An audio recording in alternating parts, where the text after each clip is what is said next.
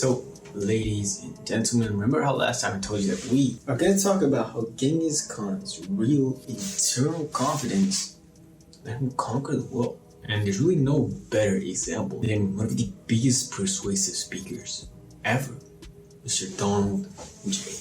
Trump. Now, whether or not you accept his political views, that's completely different, but you just can't deny how compelling the man is. I mean, he can walk on stage and literally convince tens, hundreds of millions of people to agree with him.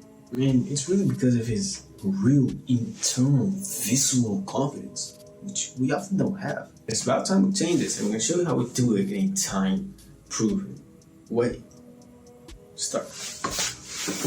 Look, when Donald walked into Trump Tower in November 2015, he was here to announce his involvement in the candidature run. And his speech was so perfectly built around real confidence rules. Because look, before this, Trump, he was a businessman at best, and the roles of politics and the roles of business are very different. They're very separate from one another. And as you might have guessed, in the world of politics, even the slightest, smallest, tiniest weakness can be turned into whole fucking campaigns against you.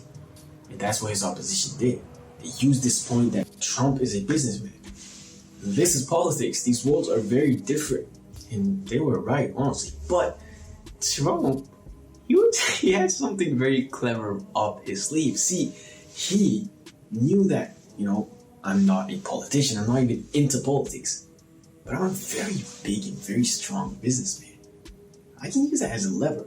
So what he did throughout his speech, he would tackle the big points every American was suffering with, like there not being enough jobs, not being enough money, the border wars. Every single problem the Americans had, Trump tackled. And at the end of every point, he would always tie it back to the point that there's not enough money in the country, there's not enough jobs in the country, and the country needs a better negotiator. No one can do that better than a businessman. And just like that, Trump hypnotized millions of Americans into voting for him. His confidence won tens, hundreds of millions globally. Now, the thing is, from a very, very young age, you're always taught a very terrible narrative of faking it till you make it. And I'll tell you what's terrible. Whenever you see someone very outwardly boast and brag about their money, two things come to your mind. Two things can come to your mind. Wow, look at that guy. He's so confident in himself. Two, geez, look at that douchebag. He's so desperate for attention. Obviously think the second option, because quite frankly, you're not dumb. Throughout your history, you've been primed to read humans as a form of survival. You're far better at it than you think. But the thing is, you can't use that as a lever, because everyone is better at reading humans than you think. I mean, look at any alpha male guru influencers. Do they really make you think that, wow, that guy's so confident? Hell no. You laugh at their deluded attempts at trying to look confident. So fake confidence is completely out the gate.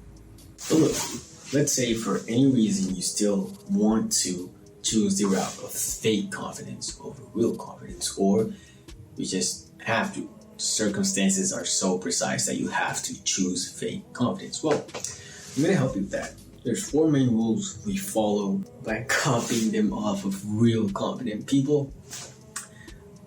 Let me tell you about them. 1, this might just be the most important one ever. Don't talk too much. Keep it minimal, keep it short, and keep it very natural. You'll never see any royal family flexing their wealth publicly, because they really have it.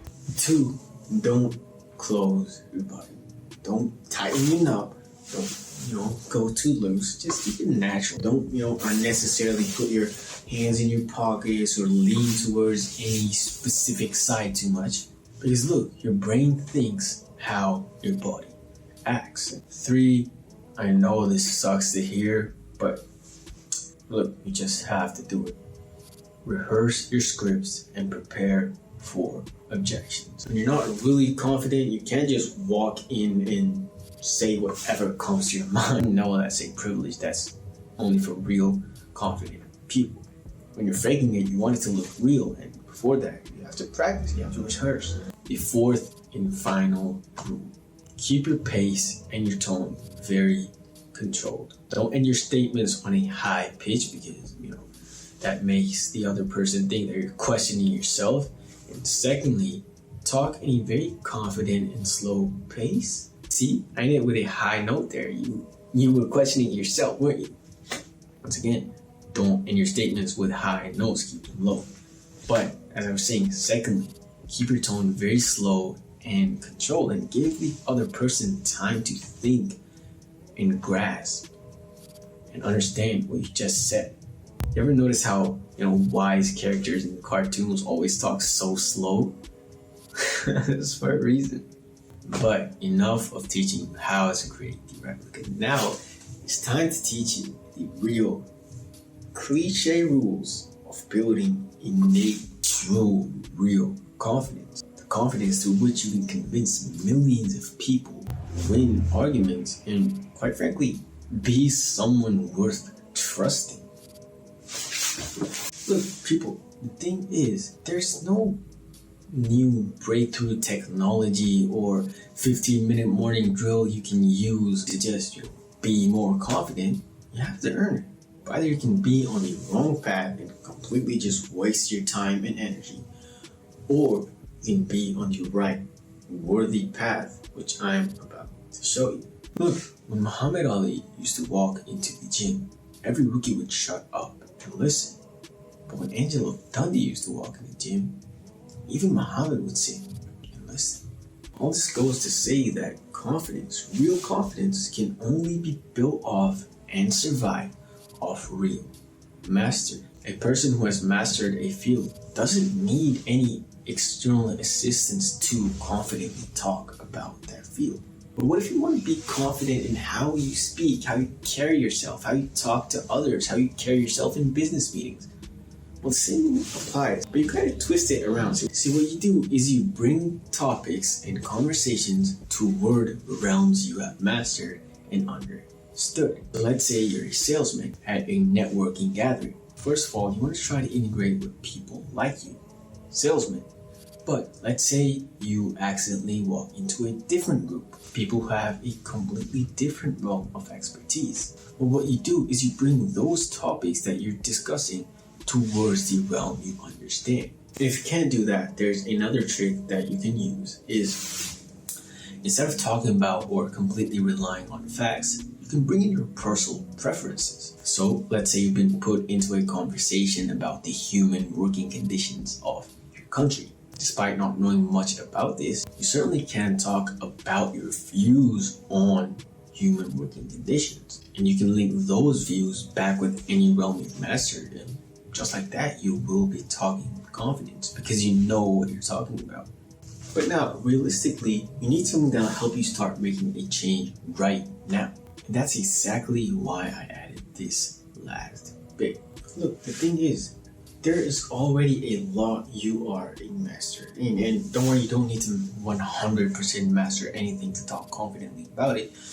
You can even just know 10 to 15% about that realm, and you can very proudly and very loudly talk about it. So the thing is, whenever you're talking about something that you don't really know about, what you can do is you can use metaphors from another realm and you can link them back to that specific topic. So let's say you've been put in front of 150 people on a stage and you're told to talk about how your country's foreign policy should be a lot more dominant. Well, let's say you're a master in the realm of art. What you can do is you can link that topic back to art.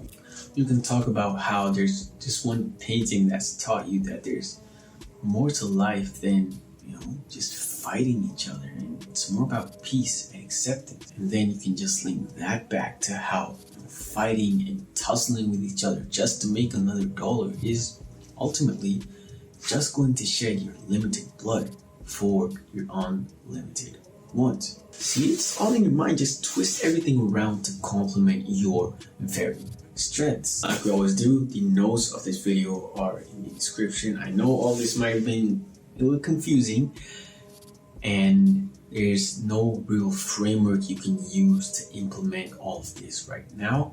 I'll give it to you in the notes. Go check them out. And next Thursday, we're going to talk about the ingenious sales framework Trump embedded in his Trump Tower speech, which quite frankly hypnotized all of America.